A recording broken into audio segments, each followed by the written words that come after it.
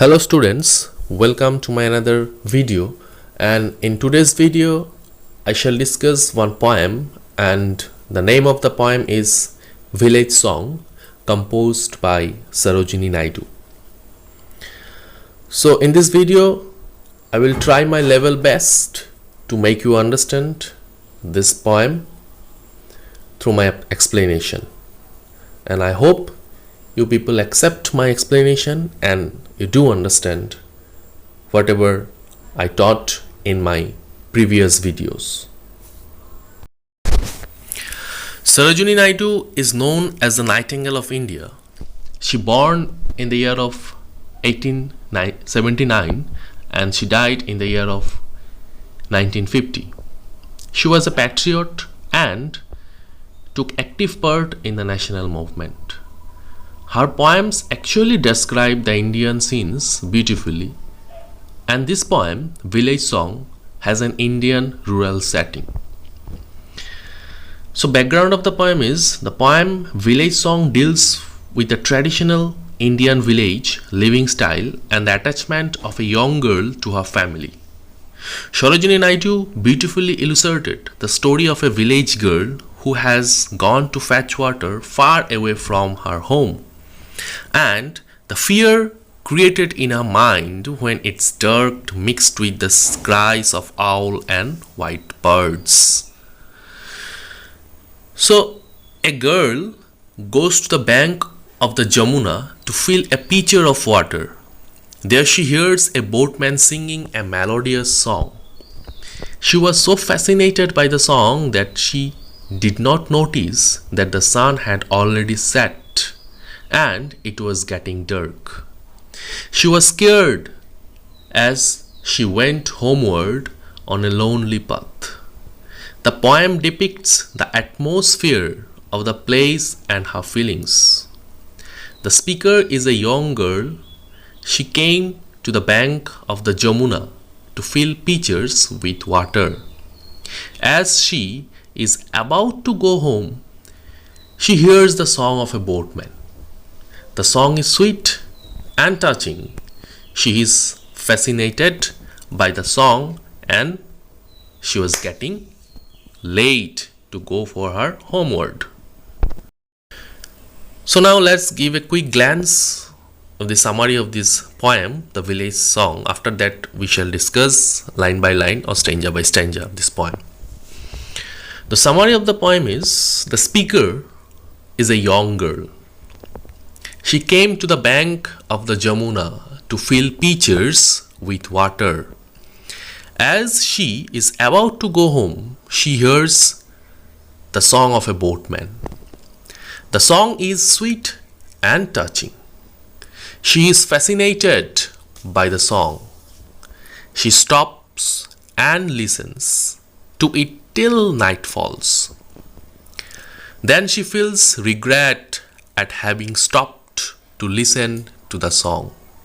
It is dark now. She hears the white crane calling. White crane is a bird. White crane calling. She hears the hoot of an owl. That owl, the wild owl, it was also calling, and she hears the hoot of a wild owl. There is no moonlight. She is afraid a snake might bite her and she would die.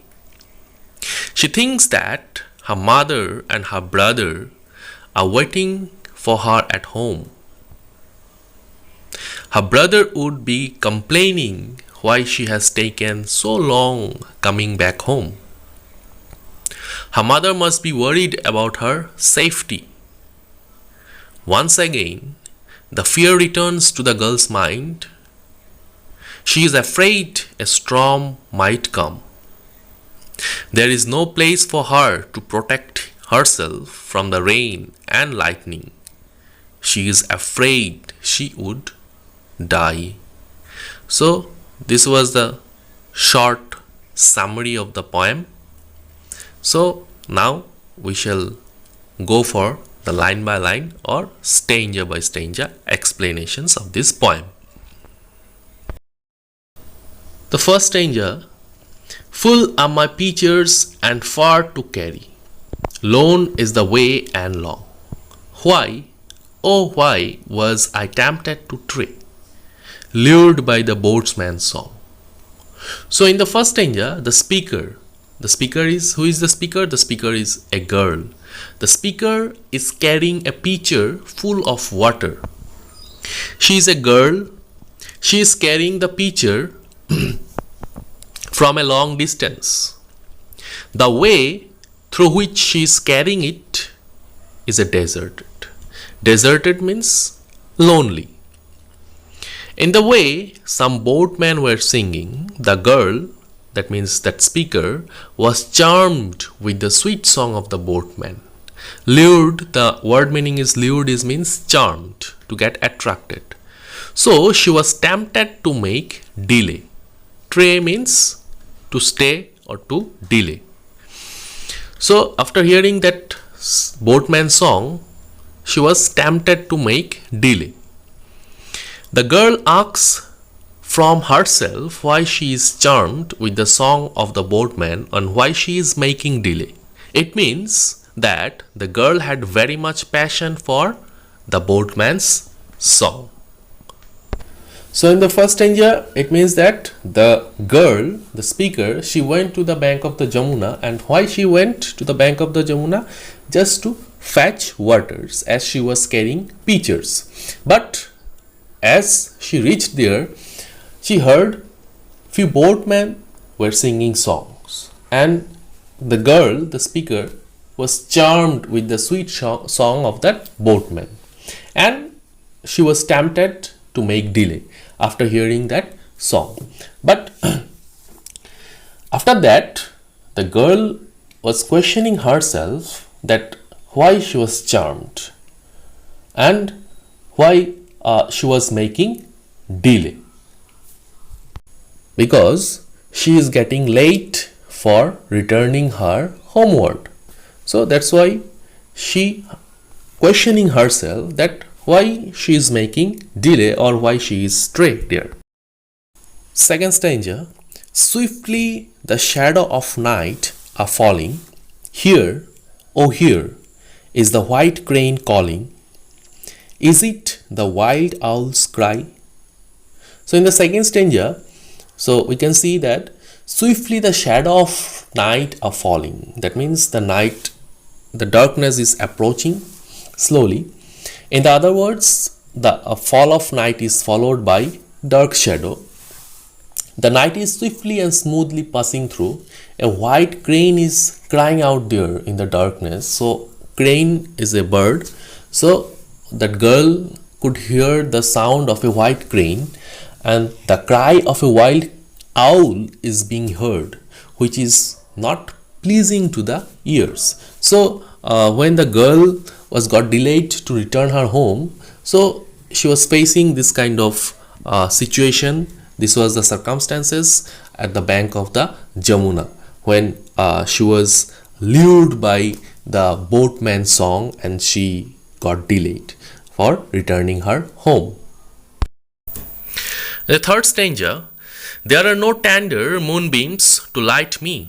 If the darkness a serpent should bite me, or if an evil spirit should smite me, Ram re Ram, I shall die. So in the first line, there are no tender moonbeams to light me. That means the gentle moonlight is not throwing its beam. There was no ray of moonlight. Tender means gentle. It was all dark. The serpent may bite her in the darkness. So serpent means snake. So she was worried that maybe serpent may bite her in that darkness. The evil spirit may cut her body into pieces. So smite means cut or slice. So she was also worried that maybe some kind of evil spirit may cut her body. The scene is of course horrible. The poet has painted a lovely picture. So all these things have created a feelings of death in her mind, in the speaker's mind. In these circumstances, she utters Ram re Ram, remembering God to help her at such a crucial time, because at that time, in that circumstances, only one person could help that girl, that is God or Almighty. So that's why she was remembering her Almighty, that Ram Re Ram, I shall die. So she knows that only Ram or only her God, her Almighty, can save her from this crucial circumstance.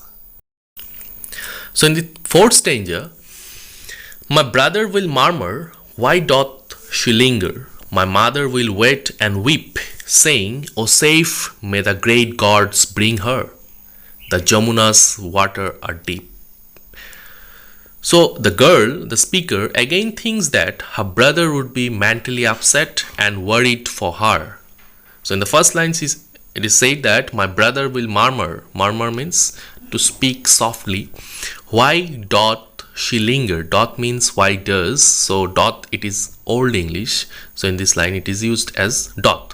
Why doth she linger? Linger means delay.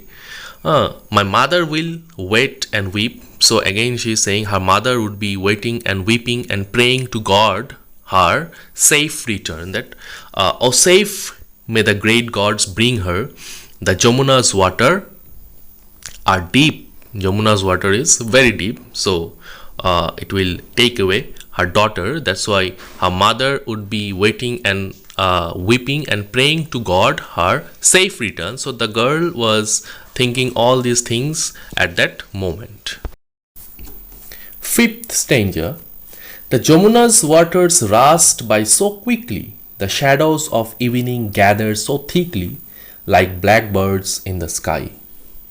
So her mother further thinks that the Jamuna's water are very deep and flowing very fast.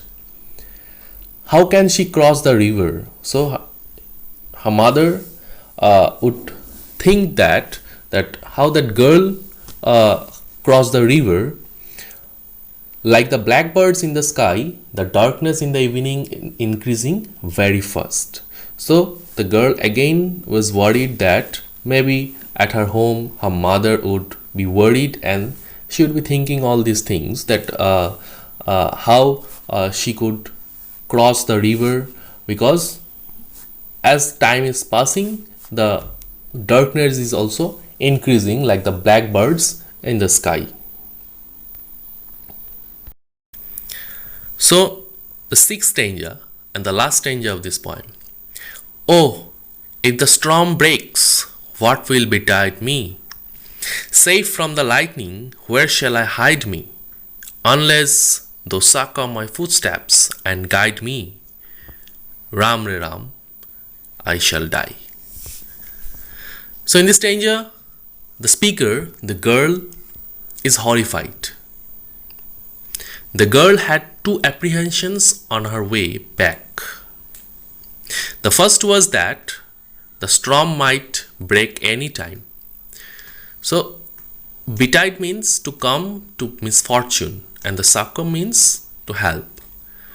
So the first apprehension was that the storm might break any time. Then she asks herself as to who would help her. So who would be helping her? The second one, that when there would be lightning, who would hide and save her? Then she again prays to God to guide her at the time of her distress. She also requests God to provide her strength in her footsteps so that she may get rid of the danger. She says to God that if He will not help her, she will die. If the Ram, the God, if he would not help that girl, the speaker, she will die. She again uses the words Ram Re Ram. So we have discussed the summary of this poem before that, and after that also we have discussed this poem stanza by stanza, line by line, and I tried to said all the word meaning of this poem. I think it would help you for preparing this lesson, this poem, when you will be provided the notes and all these things. It would help you for preparing in a good manner. So this was the summary of this poem, the poem composed by Sarojini Naidu, The Village Song. Thank you all for listening me and giving your precious time. I hope these explanations will help you for preparing your lesson in a better manner.